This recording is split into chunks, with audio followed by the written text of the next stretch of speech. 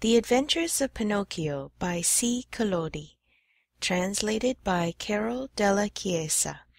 Chapter 1. How it happened that Mastro Cherry, carpenter, found a piece of wood that wept and laughed like a child. Centuries ago there lived a king, my little readers will say immediately. No, children, you are mistaken. Once upon a time there was a piece of wood. It was not an expensive piece of wood. Far from it. Just a common block of firewood, one of those thick, solid logs that are put on the fire in the winter to make cold rooms cozy and warm. I do not know how this really happened, yet the fact remains that one fine day this piece of wood found itself in the shop of an old carpenter. His name was Mastro Antonio, but everybody called him Mastro Cherry, for the tip of his nose was so round and red and shiny that it looked like a ripe cherry. As soon as he saw that piece of wood, Mastro Cherry was filled with joy. Rubbing his hands together happily, he mumbled half to himself, "This has come in the nick of time. I shall use it to make the leg of a table." He grasped the hatchet quickly to peel off the bark and shape the wood. But as he was about to give it the first blow, he stood still with arm uplifted, for he had heard a wee little voice say in a beseeching tone, "Please be careful. Do not hit me so hard." With a look of surprise shone on Mastro Cherry's face, his funny face became funnier still. He turned frightened eyes about the room to find out where that wee little voice had come from, and he saw no one. He looked under the bench, no one. He peeped inside the closet, no one. He searched among the shavings, no one. He opened the door to look up and down the street, and still no one. "Oh, I see," he said, laughing and scratching his wig. "It can easily be seen that I only thought I heard the tiny voice say the words. Well, well, to work once more." He struck a most solemn blow upon the piece of wood. "Oh, oh, you hurt!" cried the same far-away little voice. Mastro Cherry grew dumb. His eyes popped out of his head, his mouth wide open, and his tongue hung down on his chin. As soon as he regained the use of his senses, he said, trembling and stuttering from fright, "Where did that voice come from, when there is no one around? Might it be that this piece of wood has learned to weep and cry like a child? I can hardly believe it. Here it is, a piece of common firewood, good only to burn in the stove, the same as any other, yet might someone be hidden in it? If so, the worse for him. I'll fix him." With these words he grabbed the log with both hands and started to knock it about unmercifully. He threw it to the floor, against the walls of the room, and even up to the ceiling. He listened for the tiny voice to moan and cry. He waited 2 minutes, nothing. 5 minutes, nothing. 10 minutes, nothing. "Oh, I see," he said, trying bravely to laugh and ruffling up his wig with his hand. "It can easily be seen I only imagined I heard the tiny voice. Well, well, to work once more." The poor fellow was scared half to death, so he tried to sing a gay song in order to gain courage. He set aside the hatchet and picked up the plane to make the wood smooth and even. But as he drew it to and fro, he heard the same tiny voice. This time it giggled as it spoke. "Ha ha! Stop it! Stop it! Ah ha ha! You tickle my stomach!" This time poor Mastro Cherry fell as if shot. When he opened his eyes, he found himself sitting on the floor. His face had changed. Fright had turned even the tip of his nose from red to deepest purple. End of Chapter 1. Chapter 2.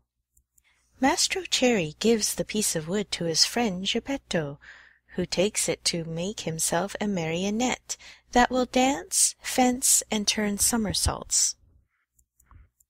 In that very instant a loud knock sounded on the door. "Come in," said the carpenter, not having an atom of strength left with which to stand up. At the words the door opened, and a dapper little old man came in. His name was Geppetto, but to the boys of the neighborhood he was Polendina, on account of the wig he always wore, which was just the color of yellow corn. Geppetto had a very bad temper. Woe to the one who called him Polendina. He became as wild as a beast, and no one could soothe him. "Good day, Mastro Antonio," said Geppetto. "What are you doing on the floor?" "I am teaching the ants their ABCs." "Good luck to you." "What brought you here, friend Geppetto?" "My legs, and it may flatter you to know, Mastro Antonio, that I have come to beg for a favor." "Here I am at your service," answered the carpenter, raising himself onto his knees. "This morning a fine idea came to me." "Let's hear it." "I thought of making myself a beautiful wooden marionette. It must be wonderful, one that will be able to dance, fence, and turn somersaults. With it I intend to go around the world, to earn my crust of bread and cup of wine. What do you think of it?" "Bravo, Polendina!" cried the same tiny voice which came from no one knew where. On hearing himself called Polendina, Mastro Geppetto turned the color of a red pepper, and facing the carpenter said to him angrily, "Why do you insult me?" "Who is insulting you? You called me Polendina." "I did not." "I suppose you think I did, yet I know it was you." "No, yes, no, yes," and growing angrier each moment, they went from words to blows, and finally began to scratch and bite and slap each other. When the fight was over, Mastro Antonio had Geppetto's yellow wig in his hands, and Geppetto found the carpenter's curly wig in his mouth. "Give me back my wig!" shouted Mastro Antonio in a surly voice. "You return mine, and we'll be friends." The two little old men, each with his own wig back on his own head, shook hands and swore to be friends for the rest of their lives. "Well, then, Mastro Geppetto," said the carpenter, to show he bore him no ill will, "what is it you want?" "I want a piece of wood to make a marionette. Will you give it to me?" Mastro Antonio, very glad indeed, went immediately to his bench to get the piece of wood which had frightened him so much. But as he was about to give it to his friend, with a violent jerk it slipped out of his hands and hit against poor Geppetto's thin legs. "Ah, is this the gentle way, Mastro Antonio, in which you make your gifts? You have made me almost lame. I swear to you I did not do it. It was I, of course. It is the fault of this piece of wood. You're right, but remember you were the one to throw it at my legs. I did not throw it. Liar! Geppetto, do not insult me, or I shall call you Polendina. Idiot! Polendina! Donkey! Polendina! Ugly monkey! Polendina!" On hearing himself called Polendina for the third time, Geppetto lost his head with rage, and threw himself upon the carpenter. Then and there they gave each other a sound thrashing. After this fight, Mastro Antonio had 2 more scratches on his nose, and Geppetto had 2 buttons missing from his coat. Thus, having settled their accounts, they shook hands and swore to be good friends for the rest of their lives. Then Geppetto took the fine piece of wood, thanked Mastro Antonio, and limped away towards home. End of Chapter 2. Chapter 3. As soon as he gets home, Geppetto fashions the marionette and calls it Pinocchio. The first pranks of the marionette. Little as Geppetto's house was, it was neat and comfortable. It was a small room on the ground floor, with a tiny window under the stairway. The furniture could not have been much simpler. A very old chair, a rickety old bed, and a tumble-down table. A fireplace full of burning logs was painted on the wall opposite the door. Over the fire There was painted a pot full of something which kept boiling happily away and sending up clouds of what looked like real steam. As soon as he reached home, Geppetto took his tools and began to cut and shape the wood into a marionette. "What shall I call him?" he said to himself. "I think I'll call him Pinocchio. This name will make his fortune. I knew a whole family of Pinocchi once. Pinocchio the father, Pinocchia the mother, and Pinocchi the children. And they were all lucky. The richest of them begged for his living." After choosing the name for his marionette, Geppetto set seriously to work to make the hair, the forehead, the eyes. Fancy his surprise when he noticed that these eyes moved and then stared fixedly at him. Geppetto, seeing this, felt insulted, and said in a grieved tone, "Ugly wooden eyes, why do you stare so?" There was no answer. After the eyes, Geppetto made the nose, which began to stretch as soon as finished. It stretched and stretched and stretched till it became so long it seemed endless. Poor Geppetto kept cutting it and cutting it, but the more he cut, the longer grew that impertinent nose. In despair, he left it alone. Next he made the mouth. No sooner was it finished than it began to laugh and poke fun at him. "Stop laughing," said Geppetto angrily, but he might as well have spoken to the wall. "Stop laughing, I say," he roared in a voice of thunder. The mouth stopped laughing, but it stuck out a long tongue. Not wishing to start an argument, Geppetto made believe he saw nothing, and went on with his work. After the mouth he made the chin, then the neck, the shoulders, the stomach, the arms, and the hands. As he was about to put the last touches on the finger-tips, Geppetto felt his wig being pulled off. He glanced up, and what did he see? His yellow wig was in the marionette's hand. "Pinocchio, give me my wig!" But instead of giving it back, Pinocchio put it on his own head, which was half swallowed up in it. At that unexpected trick, Geppetto became very sad and downcast, more so than he had ever been before. "Pinocchio, you wicked boy!" he cried out. "You are not yet finished, and you start out by being impudent to your poor old father. Very bad, my son, very bad!" And he wiped away a tear. The legs and feet still had to be made.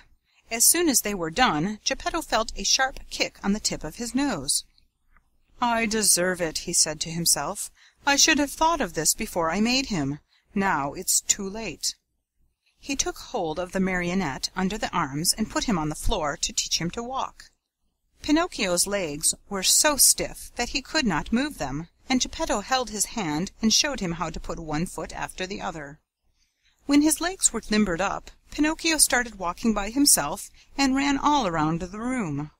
He came to the open door, and with one leap he was out into the street. Away he flew.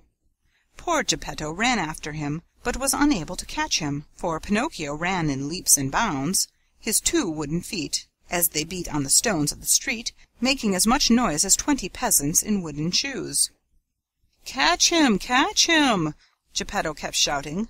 But the people in the street, seeing a wooden marionette running like the wind, stood still to stare and to laugh until they cried. At last, by sheer luck, a carabineer (a military policeman) happened along, who, hearing all that noise, thought that it might be a runaway colt, and stood bravely in the middle of the street, with legs wide apart, firmly resolved to stop it and prevent any trouble. Pinocchio saw the carabineer from afar, and tried his best to escape between the legs of the big fellow, but without success. The carabineer grabbed him by the nose (it was an extremely long one, and seemed made on purpose for that very thing), and returned him to Maestro Geppetto. The little old man wanted to pull Pinocchio's ears. Think how he felt when, upon searching for them, he discovered that he had forgotten to make them. All he could do was to seize Pinocchio by the back of the neck and take him home. As he was doing so, he shook him 2 or 3 times and said to him angrily, "We're going home now. When we get home, then we'll settle this matter."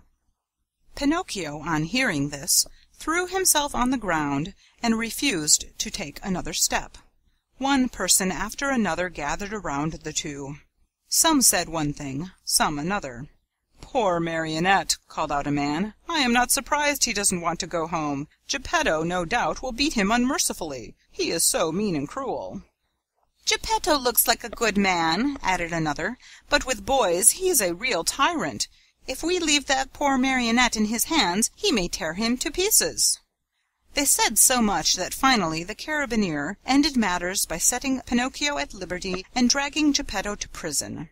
The poor old fellow did not know how to defend himself, but wept and wailed like a child, and said between his sobs, "Ungrateful boy! To think I tried so hard to make you a well-behaved marionette! I deserve it, however. I should have given the matter more thought." What happened after this is an almost unbelievable story, but you may read it, dear children, in the chapters that follow. End of Chapter 3. Chapter 4. The Story of Pinocchio and the Talking Cricket, in which one sees that bad children do not like to be corrected by those who know more than they do. Very little time did it take to get poor old Geppetto to prison. In the meantime that rascal Pinocchio, free now from the clutches of the carabineer, was running wildly across the fields and meadows, taking one short cut after another toward home. In his wild flight he leapt over brambles and bushes, and across brooks and ponds, as if he were a goat or a hare chased by hounds. On reaching home he found the house door half open. He slipped into the room, locked the door, and threw himself on the floor, happy at his escape. But his happiness lasted only a short time, for just then he heard someone saying, "Crie, crie, crie." "Who is calling me?" asked Pinocchio, greatly frightened. "I am." Pinocchio turned and saw a large cricket crawling slowly up the wall. "Tell me, Cricket, who are you?" "I am the Talking Cricket, and I have been living in this room for more than 100 years." "Today, however, this room is mine," said the Marionette, "and if you wish to do me a favor, get out now, and don't turn around even once." "I refuse to leave this spot," answered the Cricket, "until I have told you a great truth." "Tell it then, and hurry." "Woe to boys who refuse to obey their parents and run away from home. They will never be happy in this world, and when they are older they will be very sorry for it." "Sing on, Cricket mine, as you please. What I know is that tomorrow at dawn I leave this place forever. If I stay here, the same thing will happen to me which happens to all other boys and girls. They are sent to school, and whether they want to or not, they must study. As for me, let me tell you, I hate to study. It's much more fun, I think, to chase after butterflies, climb trees, and steal birds' nests." "Poor little silly! Don't you know that if you go on like that, you will grow into a perfect donkey, and that you will be the laughing-stock of everyone?" "Keep still, you ugly Cricket!" cried Pinocchio. But the Cricket, who was a wise old philosopher, instead of being offended at Pinocchio's impudence, continued in the same tone. "If you do not like going to school, why don't you at least learn a trade, so that you can earn an honest living?" "Shall I tell you something?" asked Pinocchio, who was beginning to lose patience. "Of all the trades in the world, there is only one that really suits me." "And what can that be?" "That of eating, drinking, sleeping, playing, and wandering around from morning till night." "Let me tell you, for your own good, Pinocchio," said the Talking Cricket in his calm voice, "that those who follow that trade always end up in the hospital or in prison." "Careful, ugly Cricket! If you make me angry, you will be sorry." "Poor Pinocchio! I am sorry for you." "Why?" "Because you are a marionette, and what is much worse, you have a wooden head." At these last words Pinocchio jumped up in a fury, took a hammer from the bench, and threw it with all his strength at the Talking Cricket. Perhaps he did not think he would strike it, but, sad to relate, my dear children, he did hit the cricket straight on its head. With a last weak "Crie, crie, crie," the poor cricket fell from the wall, dead. End of Chapter 4. Chapter 5. Pinocchio is hungry and looks for an egg to cook himself an omelette, but to his surprise the omelette flies out the window. If the cricket's death scared Pinocchio at all, it was only for a few moments, for, as night came on, a queer, empty feeling at the pit of his stomach reminded the marionette that he had eaten nothing as yet. A boy's appetite grows very fast, and in a few moments the queer, empty feeling had become hunger, and the hunger grew bigger and bigger, until soon he was as ravenous as a bear. Poor Pinocchio ran to the fireplace where the pot was boiling, and stretched out his hand to take the cover off, but to his amazement the pot was only painted. Think how he felt! His long nose became at least 2 inches longer. He ran about the room, dug in all the boxes and drawers, and even looked under the bed in search of a piece of bread, hard though it might be, or a cookie, or perhaps a bit of fish. A bone left by a dog would have tasted good to him, but he found nothing. And meanwhile his hunger grew and grew. The only relief poor Pinocchio had was to yawn, and he certainly did yawn, such a big yawn that his mouth stretched out to the tips of his ears. Soon he became dizzy and faint. He wept and wailed to himself. The talking cricket was right. It was wrong of me to disobey father and to run away from home. If he were here now, I wouldn't be so hungry. Oh, how horrible it is to be hungry! Suddenly he saw among the sweepings in the corner something round and white that looked very much like a hen's egg. In a jiffy he pounced upon it. It was an egg.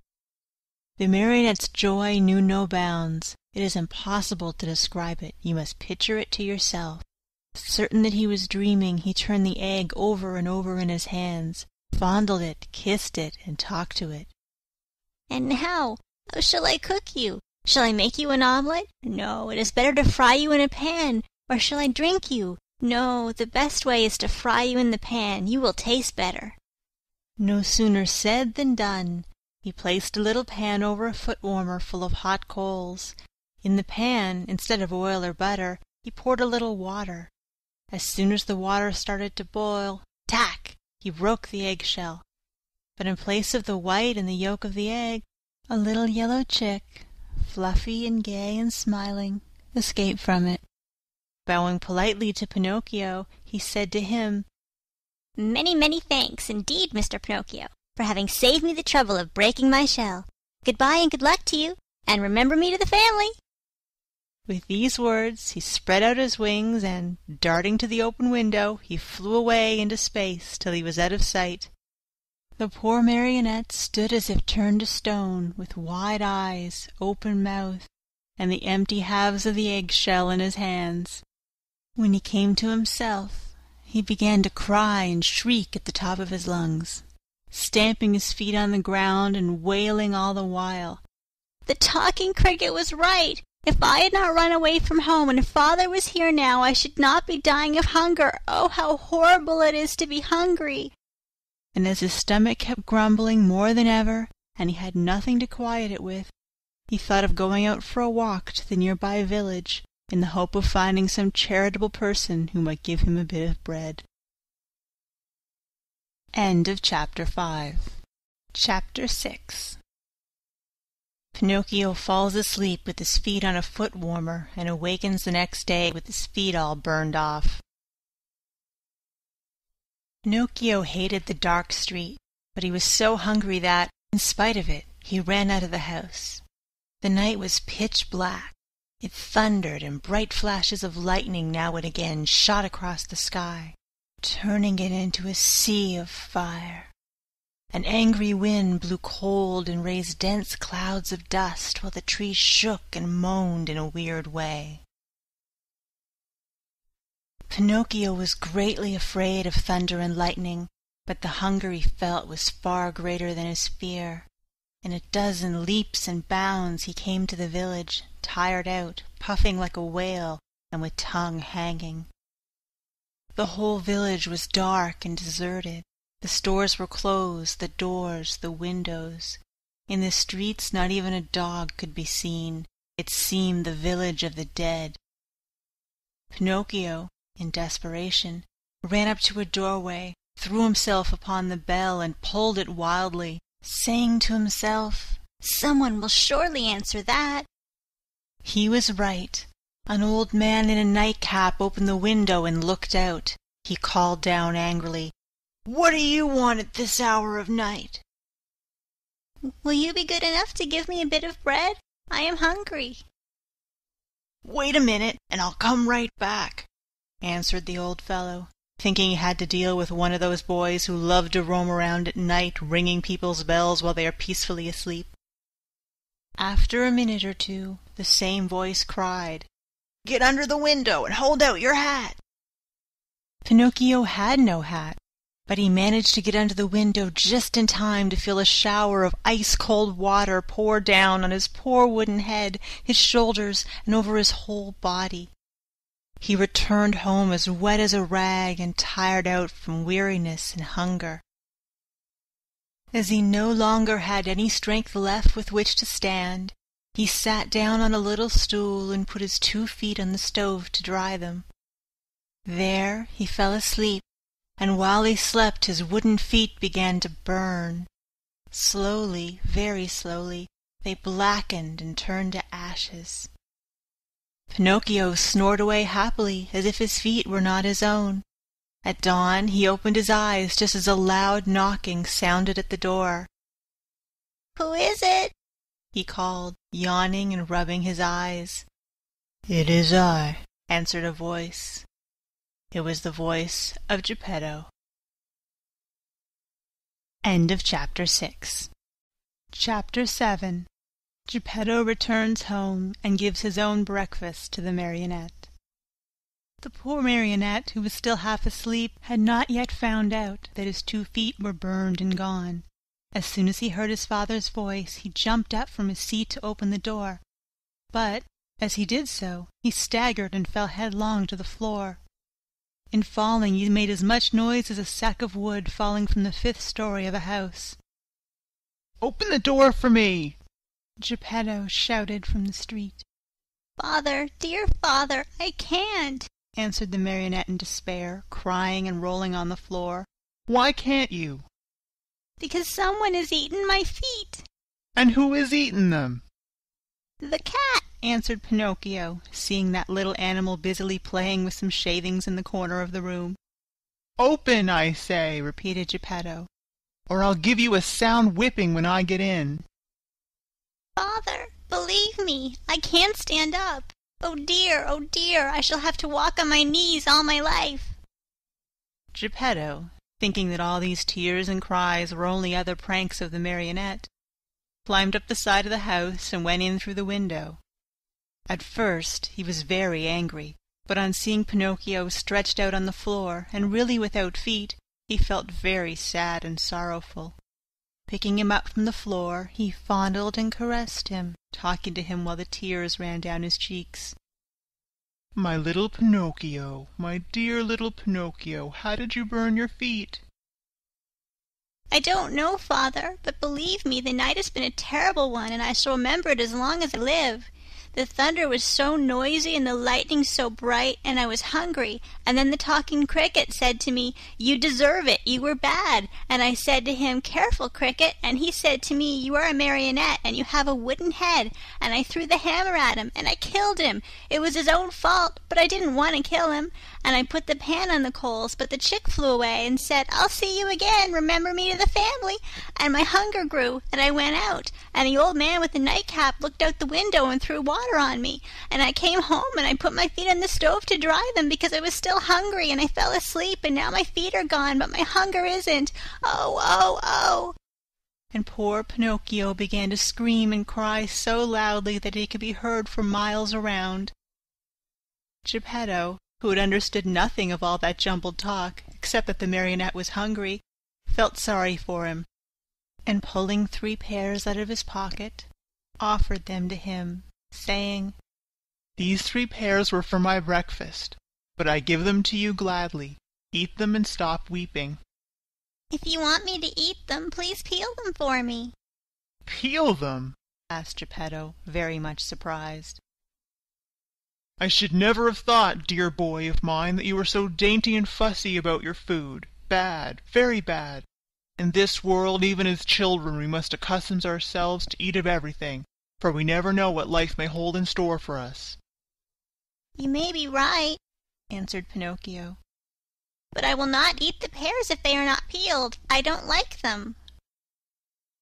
And good old Geppetto took out a knife, peeled the 3 pears, and put the skins on a row in the table. Pinocchio ate 1 pear in a twinkling and started to throw the core away, but Geppetto held his arm. "Oh, no, don't throw it away. Everything in this world may be of some use."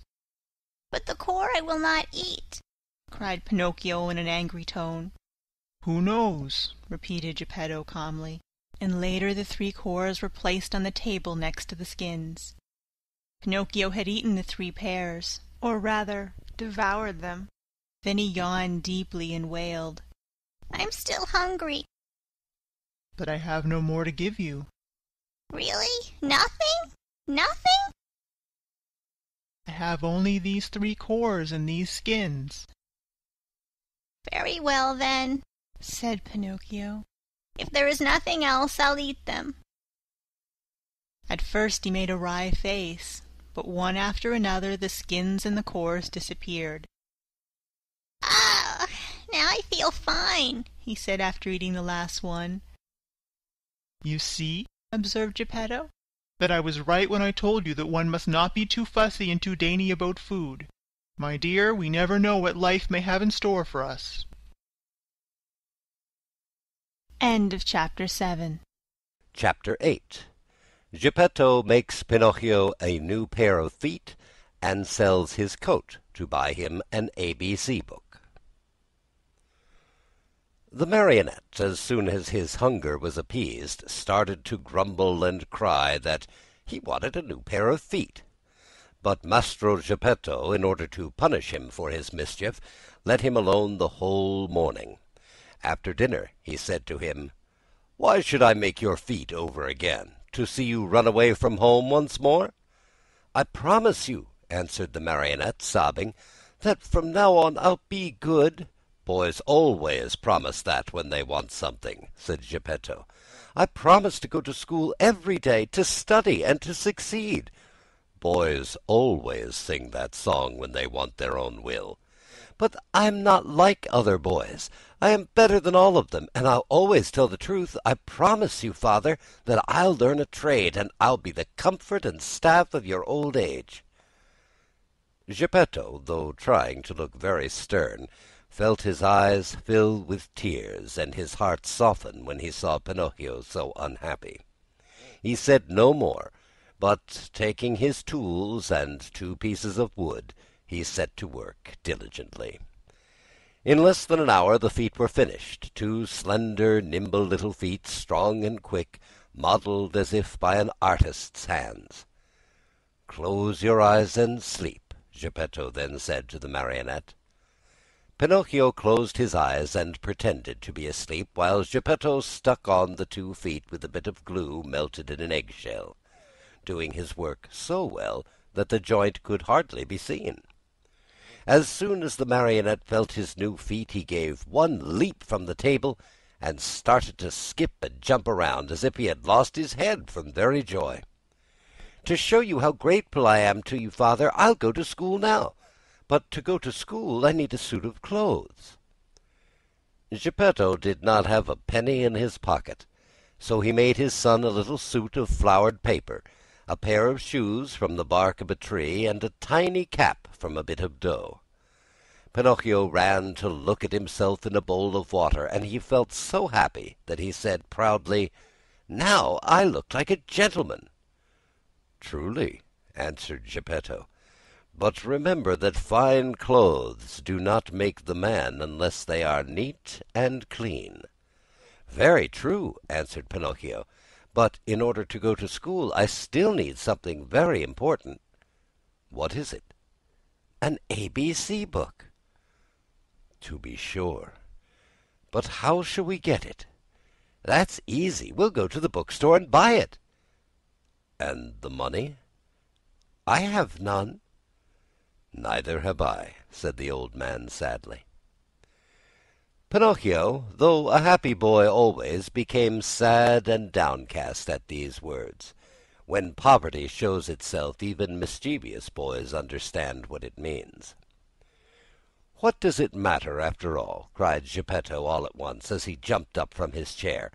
Putting on his old coat full of darns and patches, he ran out of the house without another word. After a while he returned. In his hands he had the ABC book for his son, but the old coat was gone. The poor fellow was in his shirt sleeves, and the day was cold. "Where's your coat, father?" "I have sold it." "Why did you sell your coat?" "It was too warm." Pinocchio understood the answer in a twinkling, and, unable to restrain his tears, he jumped on his father's neck and kissed him over and over. So ends Chapter 8 of Pinocchio. Chapter 9. Pinocchio sells his ABC book to pay his way into the marionette theater. See Pinocchio hurrying off to school with his new ABC book under his arm. As he walked along, his brain was busy planning hundreds of wonderful things, building hundreds of castles in the air. Talking to himself, he said, "In school today I'll learn to read, tomorrow to write, the day after tomorrow I'll do arithmetic, then, clever as I am, I can earn a lot of money. With the very first pennies I make, I'll buy father a new cloth coat. Cloth, did I say? No, it shall be of gold and silver with diamond buttons. That poor man deserves it, for, after all, isn't he in his shirt sleeves because he was good enough to buy a book for me? On this cold day, too. Fathers are indeed good to their children."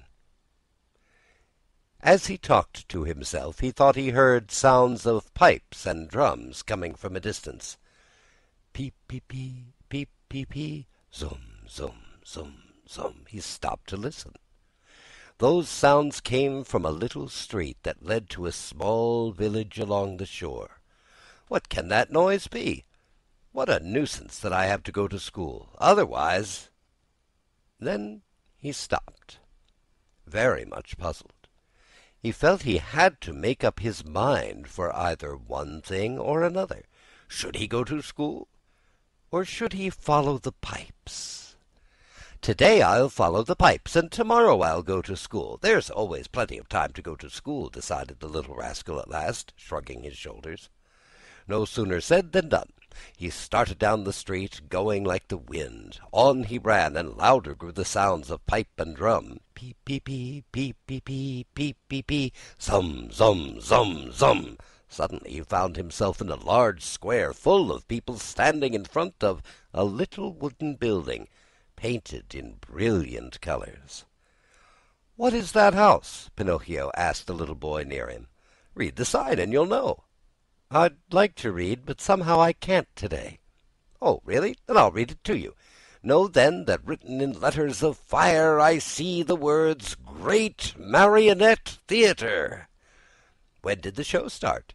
"It's starting now." "And how much does one pay to get in?" "4 pennies."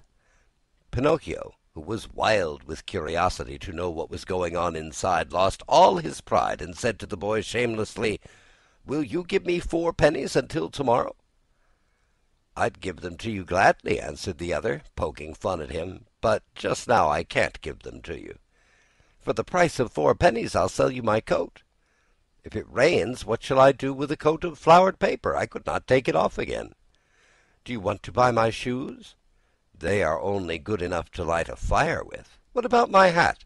Fine bargain indeed, a cap of dough. The mice might come and eat it from my head." Pinocchio was almost in tears. He was just about to make one last offer, but he lacked the courage to do so. He hesitated. He wondered. He could not make up his mind. At last he said, "Will you give me 4 pennies for the book?" "I am a boy, and I buy nothing from boys," said the little fellow, with far more common sense than the marionette. "I'll give you 4 pennies for your ABC book," said a rag-picker who stood by. Then and there the book changed hands. And to think that poor old Geppetto sat at home in his shirt-sleeves, shivering with cold, having sold his coat to buy that little book for his son. So ends Chapter 9 of Pinocchio. Chapter 10. The marionettes recognize their brother Pinocchio and greet him with loud cheers, but the director, Fire Eater, happens along, and poor Pinocchio almost loses his life. Quick as a flash, Pinocchio disappeared into the marionette theater, and then something happened which almost caused a riot. The curtain was up, and the performance had started. Harlequin and Pulcinella were reciting on the stage, and as usual they were threatening each other with sticks and blows. The theater was full of people enjoying the spectacle, and laughing till they cried at the antics of the 2 marionettes. The play continued for a few minutes, and suddenly, without any warning, Harlequin stopped talking. Turning toward the audience, he pointed to the rear of the orchestra, yelling wildly at the same time, "Look! Look! Am I asleep or awake? Do I really see Pinocchio there?" "Yes, yes, it is Pinocchio!" screamed Pulcinella. "It is!" shrieked Signora Rosaura, peeking from the side of the stage. "It is Pinocchio! It is Pinocchio!" yelled all the marionettes, pouring out of the wings. "It is Pinocchio! It is our brother Pinocchio! Hurrah for Pinocchio!" "Pinocchio, come up to me!" shouted Harlequin. "Come to the arms of your wooden brothers!" At such a loving invitation, Pinocchio, with one leap from the back of the orchestra, found himself in the front rows. With another leap he was on the orchestra leader's head. With a third he landed on the stage. It is impossible to describe the shrieks of joy, the warm embraces, the knocks, and the friendly greetings with which that strange company of dramatic actors and actresses received Pinocchio. It was a heart-rending spectacle, but the audience, seeing that the play had stopped, became angry and began to yell, "The play! The play! We want the play!" The yelling was of no use, for the marionettes, instead of going on with their act, made twice as much racket as before, and lifting up Pinocchio on their shoulders, carried him around the stage in triumph. At that very moment the director came out of his room. He had such a fearful appearance that one look at him would fill you with horror. His beard was black as pitch, and so long that it reached from his chin down to his feet. His mouth was as wide as an oven, his teeth like yellow fangs, and his eyes 2 glowing red coals. In his huge hairy hands a long whip made of green snakes and black cats' tails twisted together swished through the air in a dangerous way. At the unexpected apparition no one even dared breathe. One could almost hear a fly go by. Those poor marionettes, one and all, trembled like leaves in a storm. "Why have you brought such excitement into my theater?" the huge fellow asked Pinocchio with the voice of an ogre suffering from a cold. "Believe me, your honor, the fault was not mine." "Enough! Be quiet. I'll take care of you later." As soon as the play was over, the director went to the kitchen, where a fine big lamb was slowly turning on the spit. More wood was needed to finish cooking it. He called Harlequin and Pulcinella and said to them, "Bring that marionette to me. He looks as if he were made of well-seasoned wood. He'd make a fine fire for this spit." Harlequin and Pulcinella hesitated a bit. Then, frightened by a look from their master, they left the kitchen to obey him. A few minutes later they returned, carrying poor Pinocchio, who was wriggling and squirming like an eel, and crying pitifully, "Father, save me! I don't want to die! I don't want to die!" So ends Chapter 10 of Pinocchio. Chapter 11. Fire Eater sneezes and forgives Pinocchio, who saves his friend Harlequin from death. In the theater great excitement reigned. Fire Eater, this was really his name, was very ugly, but he was far from being as bad as he looked. Proof of this is that, when he saw the poor marionette being brought in to him, struggling with fear and crying, "I don't want to die! I don't want to die!" he felt sorry for him and began first to waver and then to waken. Finally, he could control himself no longer and gave a loud sneeze.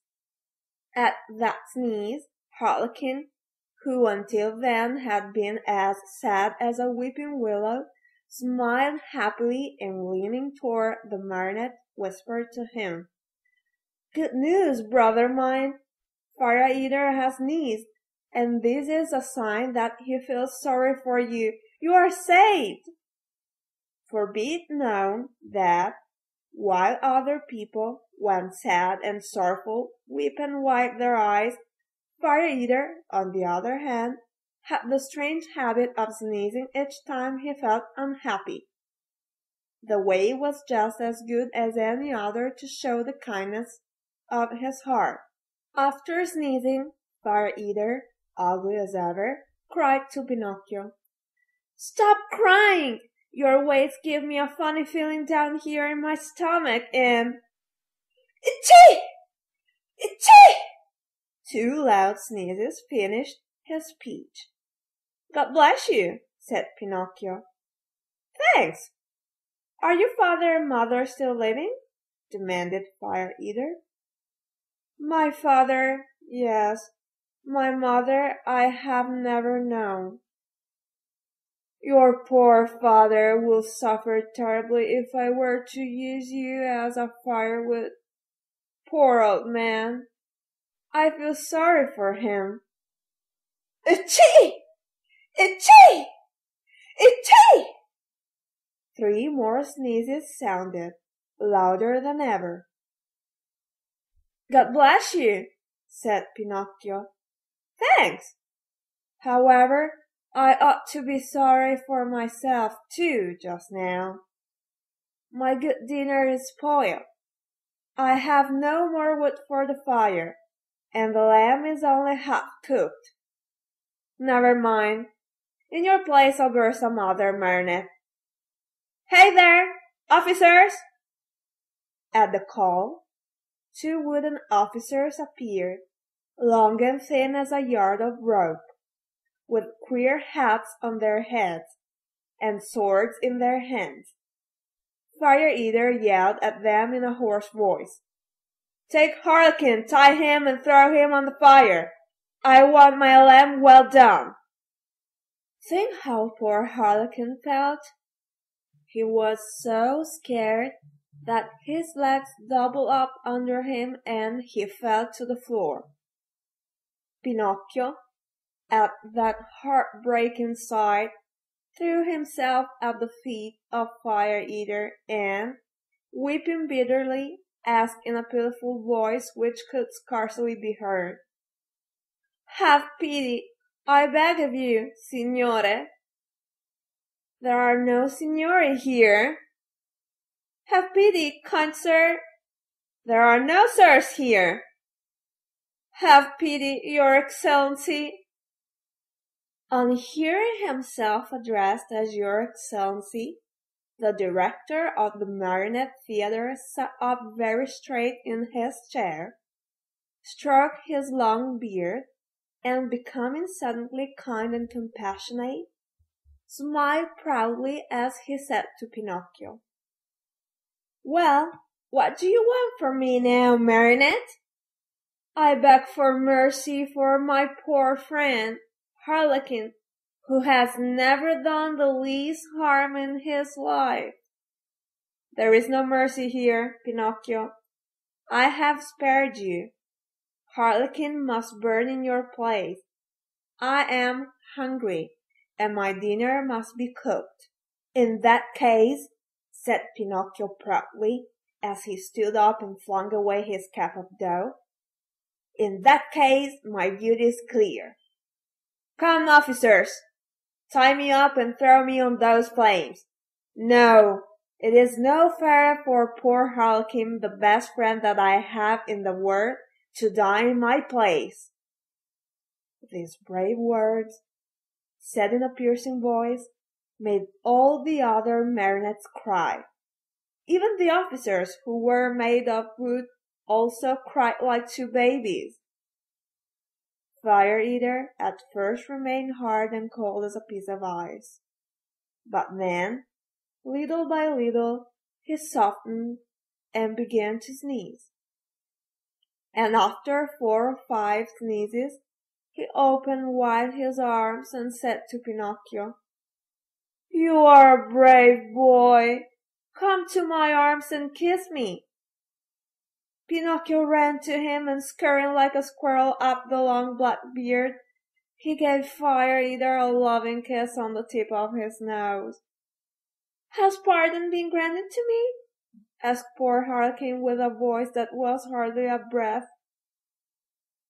"Pardon is yours," answered Fire Eater, and sighing and wagging his head, he added, "Well, tonight I shall have to eat my lamb only half cooked. But beware the next time, marionettes." At the news that pardon had been given, the marionettes ran to the stage and, turning on all the lights, they danced and sang till dawn. End of Chapter 11. Chapter 12. Fire Eater gives Pinocchio 5 gold pieces for his father, Geppetto, but the marionette meets a fox and a cat and follows them. The next day Fire Eater called Pinocchio aside and asked him, "What is your father's name?" "Geppetto." "And what is his trade?" "He's a wood carver." "Does he earn much?" "He earns so much that he never has a penny in his pockets. Just think that in order to buy me an ABC book for school he had to sell the only coat he owned, a coat so full of darns and patches that it was a pity. Poor fellow, I feel sorry for him. Here, take these 5 gold pieces. Go, give them to him with my kindest regards." Pinocchio, as may easily be imagined, thanked him 1,000 times. He kissed each marionette in turn, even the officers, and, beside himself with joy, set out on his homeward journey. He had gone barely half a mile when he met a lame fox and a blind cat, walking together like 2 good friends. The lame fox leaned on the cat, and the blind cat let the fox lead him along. "Good morning, Pinocchio," said the fox, greeting him courteously. "How do you know my name?" asked the marionette. "I know your father well." "Where have you seen him?" "I saw him yesterday standing at the door of his house." "What was he doing?" "He was in his shirt-sleeves, trembling with cold." "Oh, poor father! But after today, God willing, he will suffer no longer." "Why?" "Because I have become a rich man." "You, a rich man?" said the fox, and he began to laugh out loud. The cat was laughing also, but tried to hide it by stroking his long whiskers. "There is nothing to laugh at!" cried Pinocchio angrily. "I am very sorry to make your mouth water, but these, as you know, are 5 new gold pieces." And he pulled out the gold pieces which Fire Eater had given him. At the cheerful tinkle of gold, the fox unconsciously held out his paw that was supposed to be lame, and the cat opened wide his 2 eyes till they looked like live coals, but he closed them again so quickly that Pinocchio did not notice. "And may I ask," inquired the fox, "what you are going to do with all that money?" "First of all," answered the marionette, "I want to buy a fine new coat for my father, a coat of gold and silver with diamond buttons. After that I'll buy an ABC book for myself." "For yourself?" "For myself. I want to go to school and study hard." "Look at me," said the fox. "For the silly reason of wanting to study, I have lost a paw." "Look at me," said the cat. "For the same foolish reason, I have lost the sight of both eyes." At that moment a blackbird, perched on the fence along the road, called out sharp and clear, "Pinocchio! Do not listen to bad advice. If you do, you'll be sorry."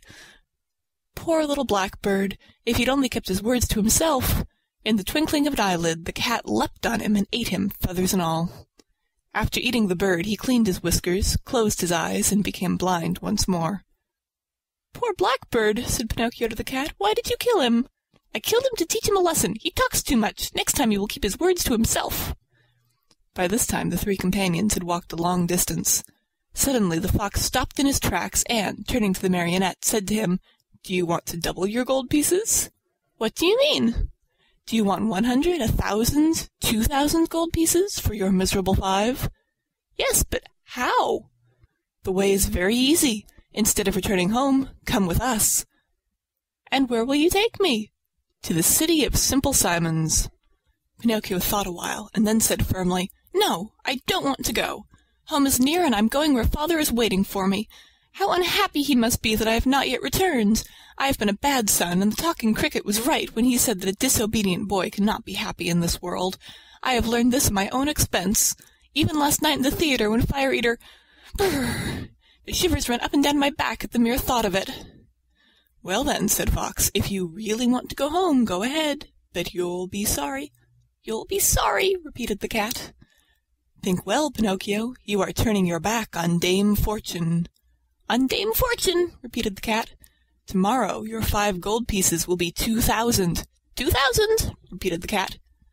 "But how can they possibly become so many?" asked Pinocchio wonderingly.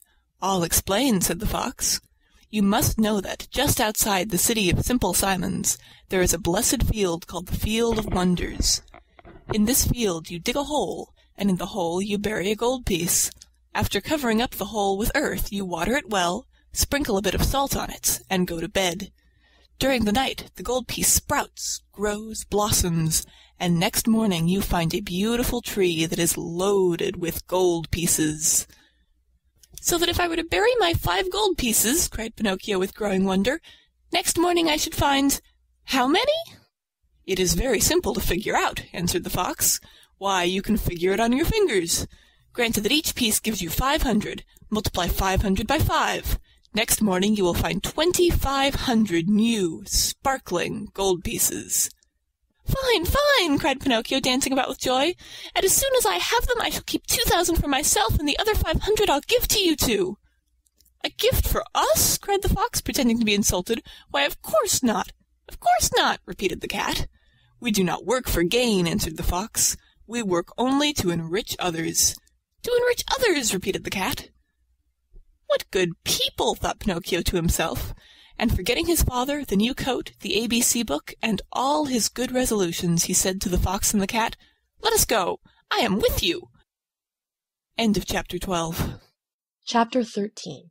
The Inn of the Red Lobster. Cat and Fox and Marionette walked and walked and walked. At last, toward evening, dead tired, they came to the Inn of the Red Lobster. "Let us stop here for a while," said the fox, "to eat a bite and rest for a few hours. At midnight we'll start out again, for at dawn tomorrow we must be at the Field of Wonders." They went into the inn, and all 3 sat down at the same table. However, not one of them was very hungry. The poor cat felt very weak, and he was able to eat only 35 mullets with tomato sauce and 4 portions of tripe with cheese. Moreover, as he was so in need of strength, he had to have 4 more helpings of butter and cheese. The fox, after a great deal of coaxing, tried his best to eat a little. The doctor had put him on a diet, and he had to be satisfied with a small hare dressed with a dozen young and tender spring chickens. After the hare, he ordered some partridges, a few pheasants, a couple of rabbits, and a dozen frogs and lizards. That was all. He felt ill, he said, and could not eat another bite. Pinocchio ate least of all. He asked for a bite of bread and a few nuts, and then hardly touched them. The poor fellow, with his mind on the Field of Wonders, was suffering from a gold piece indigestion. Supper over, the fox said to the innkeeper, "Give us 2 rooms, one for Mr. Pinocchio and the other for me and my friend. Before starting out, we'll take a little nap. Remember to call us at midnight sharp, for we must continue on our journey." "Yes, sir," answered the innkeeper, winking in a knowing way at the fox and the cat, as if to say, "I understand." As soon as Pinocchio was in bed, he fell fast asleep and began to dream. He dreamed he was in the middle of the field. The field was full of vines, heavy with grapes. The grapes were no other than gold coins, which tinkled merrily as they swayed in the wind. They seemed to say, "Let him who wants us take us." Just as Pinocchio stretched out his hand to take a handful of them, he was awakened by 3 loud knocks at the door. It was the innkeeper, who had come to tell him that midnight had struck. "Are my friends ready?" the Marionette asked him. Indeed, yes. They went 2 hours ago. Why in such a hurry? Unfortunately, the cat received a telegram which said that his firstborn was suffering from chilblains and was on the point of death. He could not even wait to say goodbye to you. Did they pay for the supper? How could they do such a thing?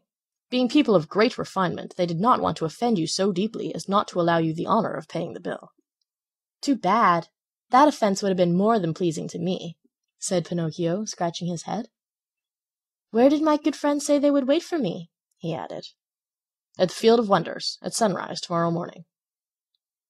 Pinocchio paid a gold piece for the 3 suppers and started on his way toward the field that was to make him a rich man. He walked on, not knowing where he was going, for it was dark, so dark that not a thing was visible. Round about him not a leaf stirred. A few bats skimmed his nose now and again, and scared him half to death. Once or twice he shouted, "Who goes there?" And the far-away hills echoed back to him, "Who goes there? Who goes there? Who goes?" As he walked, Pinocchio noticed a tiny insect glimmering on the trunk of a tree, a small being that glowed with a pale, soft light. "Who are you?" he asked. "I am the ghost of the talking cricket," answered the little being in a faint voice that sounded as if it came from a far-away world. "What do you want?" asked the marionette. "I want to give you a few words of good advice. Return home and give the 4 gold pieces you have left to your poor old father, who is weeping because he has not seen you for many a day. Tomorrow my father will be a rich man, for these 4 gold pieces will become 2,000. Don't listen to those who promise you wealth overnight, my boy. As a rule, they are either fools or swindlers. Listen to me and go home." "But I want to go on." "The hour is late." "I want to go on." "The night is very dark." "I want to go on." "The road is dangerous." "I want to go on." Remember that boys who insist on having their own way sooner or later come to grief. The same nonsense. Goodbye, Cricket. Good night, Pinocchio, and may heaven preserve you from the assassins. There was silence for a minute, and the light of the talking cricket disappeared suddenly, just as if someone had snuffed it out. Once again, the road was plunged in darkness. End of Chapter 13. Chapter 14. Pinocchio, not having listened to the good advice of the talking cricket, falls into the hands of the assassins. "Dear, oh dear, when I come to think of it," said the Marionette to himself as he once more set out on his journey, "we boys are really very unlucky. Everybody scolds us, everybody gives us advice, everybody warns us. If we were to allow it, everyone would try to be father and mother to us. Everyone, even the talking cricket. Take me, for example. Just because I would not listen to that bothersome cricket, who knows how many misfortunes may be awaiting me? Assassins, indeed! At least I have never believed in them, nor ever will. To talk sensibly, I think assassins have been invented by fathers and mothers to frighten children who want to run away at night. And then, even if I were to meet them on the road, what matter? I'll just run up to them and say, 'Well, signori, what do you want? Remember that you can't fool with me. Run along and mind your business.'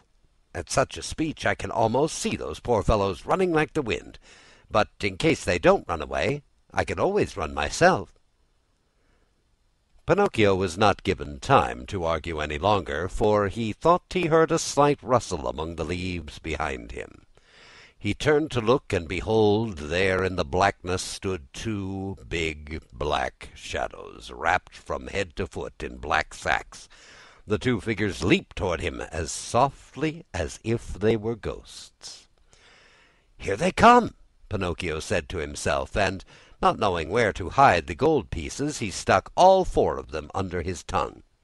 He tried to run away, but hardly had taken a step when he felt his arms grasped and heard 2 horrible, deep voices say to him, "Your money or your life." On account of the gold pieces in his mouth, Pinocchio could not say a word, so he tried with head and hands and body to show as best he could that he was only a poor marionette without a penny in his pocket. "Come on, less nonsense and out with your money," cried the 2 thieves in threatening voices. Once more Pinocchio's head and hands said, "I haven't a penny." "Out with that money, or you're a dead man," said the taller of the 2 assassins. Dead man, repeated the other. And after having killed you, we will kill your father also. Your father also? No, no, not my father, cried Pinocchio, wild with terror, but as he screamed, the gold pieces tinkled together in his mouth. Ah, you rascal, so that's the game. You have the money hidden under your tongue. Out with it! But Pinocchio was as stubborn as ever. Are you deaf? Wait, young man, we'll get it from you in a twinkling. One of them grabbed the marionette by the nose, the other by the chin, and they pulled him unmercifully from side to side in order to make him open his mouth. All was of no use. The marionette's lips might have been nailed together. They would not open. In desperation, the smaller of the two assassins pulled out a long knife from his pocket and tried to pry Pinocchio's mouth open with it. Quick as a flash, the marionette sank his teeth deep into the assassin's hand, bit it off, and spat it out. Fancy his surprise when he saw that it was not a hand, but a cat's paw. Encouraged by this first victory, he freed himself from the claws of his assailers, and, leaping over the bushes along the road, ran swiftly across the fields. His pursuers were after him at once, like two dogs chasing a hare. After running several miles or so, Pinocchio was well nigh exhausted. Seeing himself lost, he climbed up a giant pine tree and sat there to see what he could see. The assassins tried to climb also, but they slipped and fell. Far from giving up the chase, this only spurred them on. They gathered a bundle of wood, piled it up high at the foot of the pine, and set fire to it. In a twinkling the tree began to sputter and burn like a candle blown by the wind. Pinocchio saw the flames climb higher and higher. Not wishing to end his days as a roasted marionette, he climbed quickly to the ground, and off he went, the assassins close to him as before. Dawn was breaking when, without any warning whatsoever, Pinocchio found his path barred by a deep pool full of water, the color of muddy coffee. What was there to do? With a 1, 2, 3, he jumped clear across it. The assassins jumped also, but not having measured their distance, well, splash! They fell right into the middle of the pool. Pinocchio, who heard the splash, and felt it too, cried out, laughing, but never stopping in his race, "A pleasant bath to you, signori!" He thought they must surely be drowned, and turned his head to see, but there were the two sombre figures still following him, though their black sacks were drenched and dripping with water. So ends Chapter 14 of Pinocchio. Chapter 15. The assassins chase Pinocchio, catch him, and hang him to the branch of a giant oak tree. As he ran, the marionette felt more and more certain that he would have to give himself up into the hands of his pursuers. Suddenly he saw a little cottage gleaming white as the snow among the trees of the forest. "If I have enough breath left with which to reach that little house, I may be saved," he said to himself. Not waiting another moment, he darted swiftly through the woods, the assassins still after him. After a hard race of almost an hour, tired and out of breath, Pinocchio finally reached the door of the cottage and knocked. No one answered. He knocked again, harder than before, for behind him he heard the steps and the labored breathing of his persecutors. The same silence followed. As knocking was of no use, Pinocchio, in despair, began to kick and bang against the door as if he wanted to break it. At the noise, a window opened and a lovely maiden looked out. She had azure hair and a face white as wax. Her eyes were closed, and her hands crossed upon her breast. With a voice so weak it could hardly be heard, she whispered, "No one lives in this house. Everyone is dead." "Won't you at least open the door for me?" cried Pinocchio in a beseeching voice. "I am also dead." "Dead? What are you doing at the window, then?" "I am waiting for the coffin to take me away." After these words, the little girl disappeared, and the window closed without a sound. "Oh, lovely maiden with azure hair," cried Pinocchio, "open, I beg of you. Take pity on a poor boy who is being chased by two assassins." He did not finish, for two powerful hands gripped him by the neck, and the same two horrible voices growled threateningly, "Now we have you." The marionette, seeing death dancing before him, trembled so hard that the joints of his legs rattled and the coins tinkled under his tongue. "Well," the assassins asked, "will you open your mouth now or not? Ah, you do not answer. Very well, this time you shall open it." Taking out two long, sharp knives, they struck two heavy blows on the marionette's back. Happily for him, Pinocchio was made of very hard wood, and the knives broke into 1,000 pieces. The assassins looked at each other in dismay, holding the handles of their knives in their hands. "I understand," said one of them to the other. "There is nothing left to do now but to hang him." "To hang him," repeated the other. They tied Pinocchio's hands behind his shoulders and slipped the noose around his neck. Throwing the rope over the high limb of a giant oak tree, they pulled until the poor marionette hung far up in space. Satisfied with their work, they sat on the grass waiting for Pinocchio to give his last gasp. But after 3 hours the marionette's eyes were still open, his mouth still shut, and his legs kicked harder than ever. Tired of waiting, the assassins called to him mockingly, "Goodbye till tomorrow. When we return in the morning, we hope you'll be polite enough to let us find you dead and gone with your mouth wide open." With these words they went. A few minutes went by, and then a wild wind started to blow. As it shrieked and moaned, the poor little sufferer was blown to and fro like the hammer of a bell. The rocking made him seasick, and the noose, becoming tighter and tighter, choked him. Little by little, a film covered his eyes. Death was creeping nearer and nearer, and the marionette still hoped for some good soul to come to his rescue, but no one appeared. As he was about to die, he thought of his poor old father, and, hardly conscious of what he was saying, murmured to himself, "Oh, father, dear father, if you were only here!" These were his last words. He closed his eyes, opened his mouth, stretched out his legs, and hung there as if he were dead. So ends chapter 15 of Pinocchio. Chapter 16. The lovely maiden with azure hair sends for the poor marionette, puts him to bed, and calls 3 doctors to tell her if Pinocchio is dead or alive. If the poor marionette had dangled there much longer, all hope would have been lost. Luckily for him, the lovely maiden with azure hair once again looked out of her window. Filled with pity at the sight of the poor little fellow being knocked helplessly about by the wind, she clapped her hands sharply together 3 times. At the signal, a loud whir of wings in quick flight was heard, and a large falcon came and settled itself on the window ledge.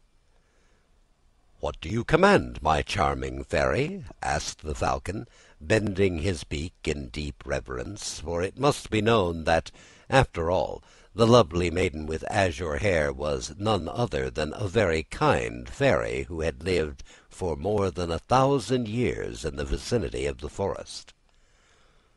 "Do you see that marionette hanging from the limb of that giant oak tree?" "I see him." "Very well. Fly immediately to him. With your strong beak break the knot which holds him tied. Take him down and lay him softly on the grass at the foot of the oak." The falcon flew away, and after 2 minutes returned, saying, "I have done what you commanded." "How did you find him? Alive or dead?" "At first glance I thought he was dead, but I found I was wrong, for as soon as I loosened the knot around his neck, he gave a long sigh and mumbled with a faint voice, Now I feel better." The fairy clapped her hands twice. A magnificent poodle appeared, walking on his hind legs just like a man. He was dressed in court livery. A tricorn trimmed with gold lace was set at a rakish angle over a wig of white curls that dropped down to his waist. He wore a jaunty coat of chocolate-colored velvet with diamond buttons, and with 2 huge pockets, which were always filled with bones, dropped there at dinner by his loving mistress. Breeches of crimson velvet, silk stockings, and low silver-buckled slippers completed his costume.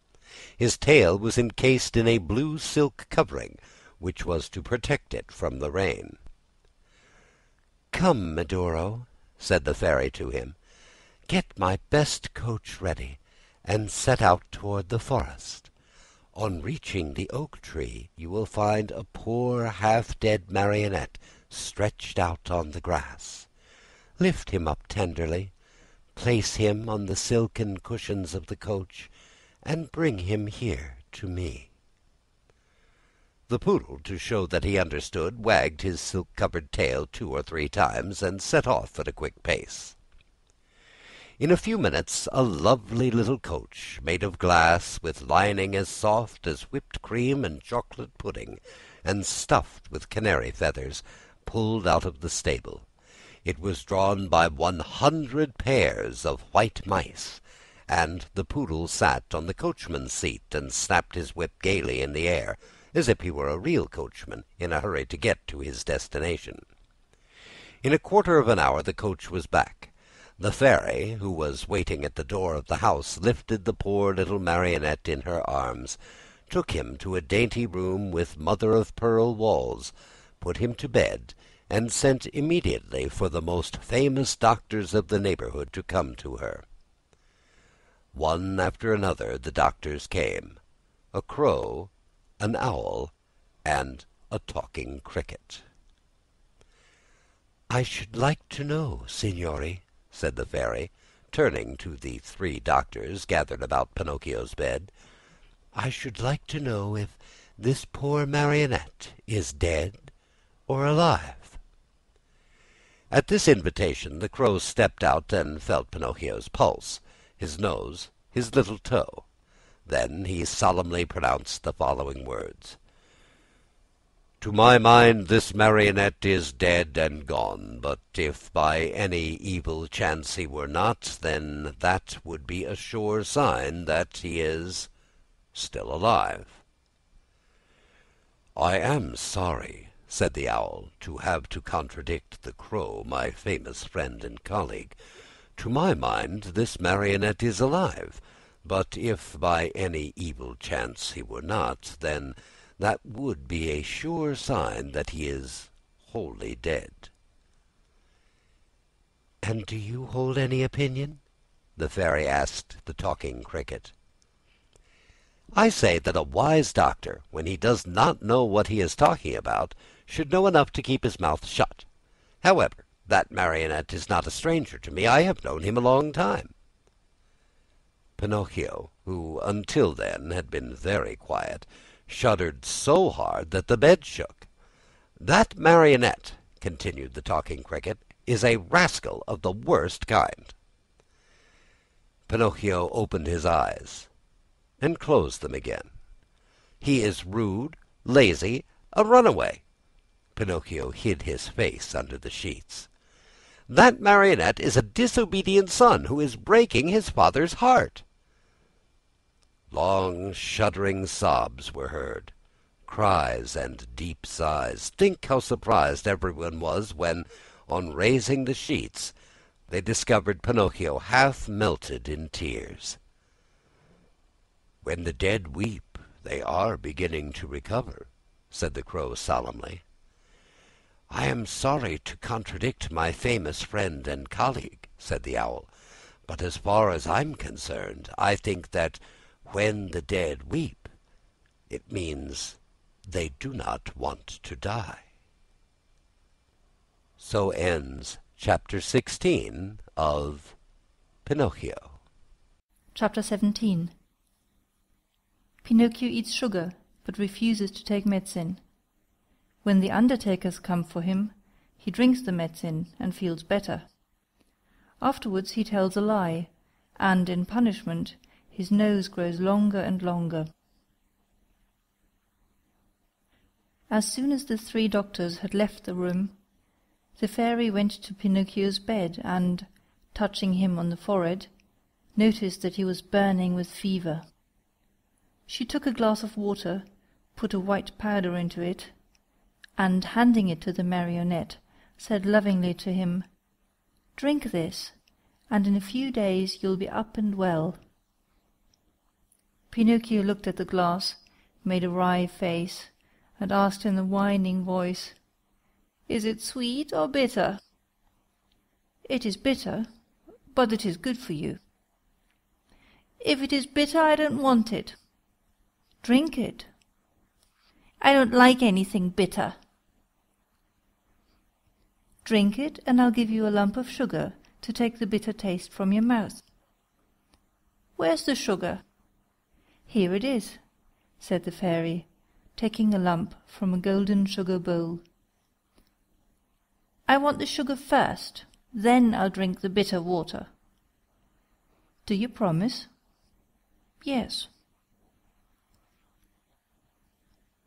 The fairy gave him the sugar, and Pinocchio, after chewing and swallowing it in a twinkling, said, smacking his lips, "If only sugar were medicine! I should take it every day." "Now keep your promise and drink these few drops of water. They'll be good for you."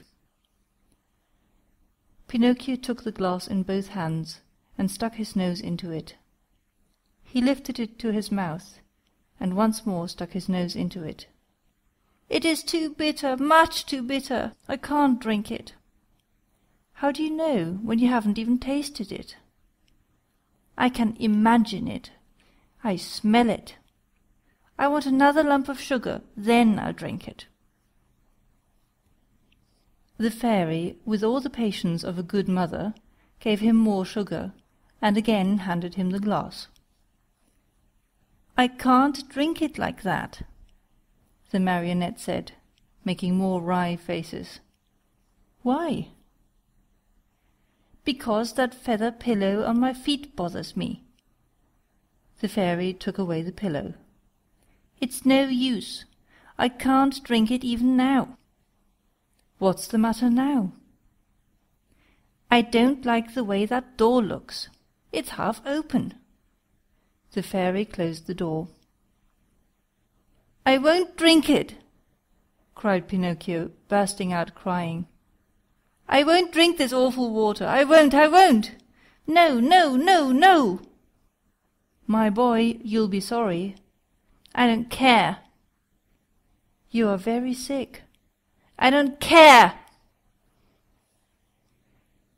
"In a few hours the fever will take you far away to another world." "I don't care." "Aren't you afraid of death?" "Not a bit. I'd rather die than drink that awful medicine." At that moment the door of the room flew open, and in came 4 rabbits as black as ink, carrying a small black coffin on their shoulders. "What do you want from me?" asked Pinocchio. "We have come for you," said the largest rabbit. "For me? But I'm not dead yet." "No, not dead yet, but you will be in a few moments, since you have refused to take the medicine which would have made you well."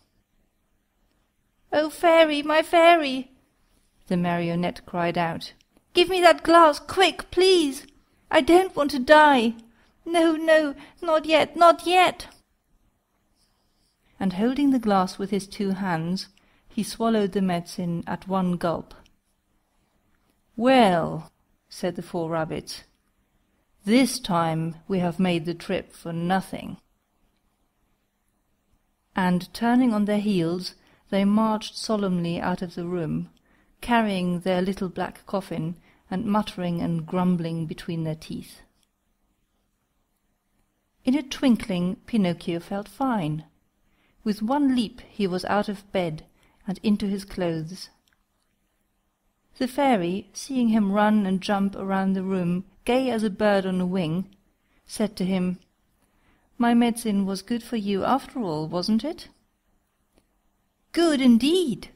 It has given me new life." "Why then did I have to beg you so hard to make you drink it?" "I'm a boy, you see, and all boys hate medicine more than they do sickness." "What a shame! Boys ought to know, after all, that medicine, taken in time, can save them from much pain, and even from death." "Next time I won't have to be begged so hard. I'll remember those black rabbits with the black coffin on their shoulders, and I'll take the glass and poof! Down it will go. Come here now, and tell me how it came about that you found yourself in the hands of the assassins." "It happened that Fire Eater gave me 5 gold pieces to give to my father, but on the way I met a fox and a cat, who asked me, 'Do you want the 5 pieces to become 2,000? And I said, 'Yes.' And they said, 'Come with us to the Field of Wonders.' And I said, 'Let's go.' Then they said, 'Let us stop at the Inn of the Red Lobster for dinner, and after midnight we'll set out again.' We ate and went to sleep. When I awoke, they were gone, and I started out in the darkness all alone. On the road I met 2 assassins dressed in black coal sacks, who said to me, 'Your money or your life.' And I said, 'I haven't any money, for, you see, I had put my money under my tongue.' One of them tried to put his hand in my mouth, and I bit it off and spat it out. But it wasn't a hand, it was a cat's paw.